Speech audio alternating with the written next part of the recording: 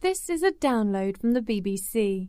For more information and our terms of use, go to bbcworldservice.com/podcasts. I'm Yvonne Archer. This is 6 Minute English, and Rob has joined me for today's programme. Hello, Rob. Hello, Yvonne. Good to be here.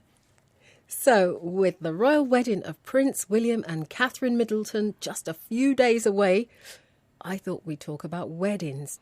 But weddings of a different kind. Any ideas, Rob? Is it your wedding? Well, before I reveal all, you'd better answer today's question. OK then, fire away. OK. How long was the world's longest lasting marriage? A. 79 years, B. 82 years, or C. 86 years? I'll have a guess at 79 years. I think 86 and 82 is just a little bit too long. As usual, I'll tell you the correct answer at the end of today's 6 Minute English. Now back to weddings, and today we're talking about sham weddings. Rob, would you explain what a sham wedding is for us, please? Yes, of course. Well, something that's a sham isn't genuine. It's not real. So, for example, in a sham wedding, one of the people getting married may be doing it for money. And you've got two more examples there for us, haven't you, Rob? Adjectives that describe something that isn't real or genuine. Yes, we can say fake or phony, which is an American English word. So a fake wedding or a phony wedding. Thanks.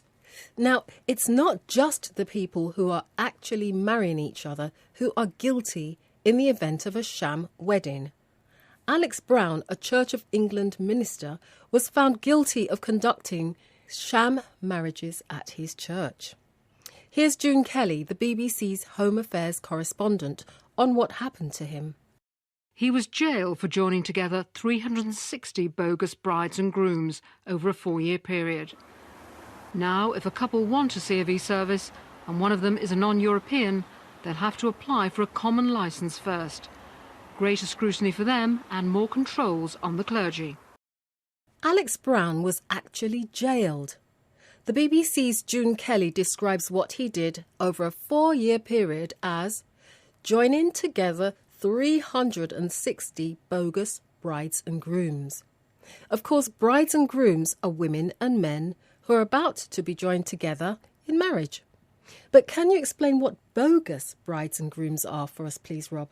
Well, bogus is another adjective we can use to describe something that's not genuine. For example, false information might be described as bogus. I was given a bogus address and phone number, for example. Yeah, it's a good example. As we heard, if a couple wants to have a C of E wedding, that's short for a Church of England wedding, and one of them is non-European, they now have to apply for a common licence. Why, Rob? Well, applying for a common licence means greater controls on the clergy, that's the vicars and ministers, so they can avoid conducting sham marriages. And there will be greater scrutiny for couples, more thorough background checks on them to make sure they're not bogus brides and grooms. The Church of England, together with the UK Border Agency, has developed guidance to help stop vicars being exploited or unfairly used by people who want them to carry out sham marriages. The British Immigration Minister, Damien Green MP, explains more about what he thinks the guidance will achieve. There's been more freedom for vicars to act in the past, so what this does is make it necessary for them to take action, which will mean that anyone trying to marry in church, which the criminal gangs that lie behind sham marriages have often exploited as a fairly easy loophole, that loophole will now be gone. Damien Green believes that a loophole will now be gone, making it much more difficult for bogus couples, vicars and criminal gangs to carry out sham weddings. So how would you describe a loophole, Rob? A loophole. Well, that's something that allows people to escape punishment, even if they're doing something wrong, because the law doesn't specifically say that it's illegal. For example, people sometimes escape paying taxes because of a loophole in the law.